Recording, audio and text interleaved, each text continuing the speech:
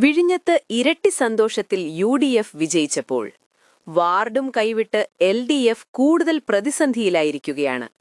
Vote നില വർദ്ധിപ്പിച്ച് BJP നിർണായക ശക്തിയായി മാറിയ കാഴ്ചയുമുണ്ട്.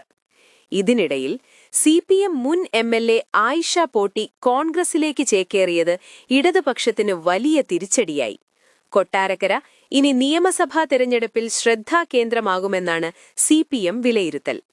കോടിയേറിയെപ്പോലൊരു സെക്രട്ടറിയുടെ അഭാവത്തിൽ ഇടതുപക്ഷം ഇല പൊഴിക്കുമ്പോൾ ജോസ് കെ മാണി LDF വിട്ടാൽ പ്ലാൻ B നടപ്പാക്കാൻ CPIM ഒരുങ്ങുന്നു. അതിന്റെ ചുമതല പിണറായി വിജയനാണ്. മറുവശത്ത് തൃത്താല കോൺഗ്രസിന് നഷ്ടപ്പെടാൻ കാരണം VT ബൽറാമിന്റെ പരാമർശങ്ങളാണെന്ന് CV ബാലചന്ദ്രൻ തുറന്നടിച്ചു.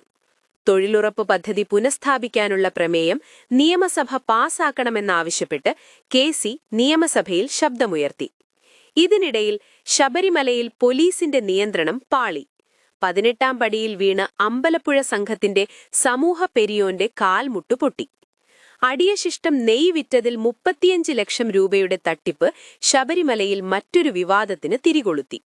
ആലപ്പുഴയിൽ 2018 പ്രളയത്തിൽ തകർന്ന ശാർങ്കക്കാവ് പഴയ പാലം 7 വർഷമായി നദിയിൽ തന്നെ കിടക്കുന്നു.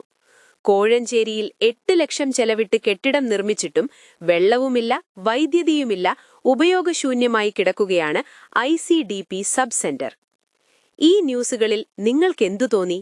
കമന്റ് ചെയ്യൂ. ശുഭദിനം.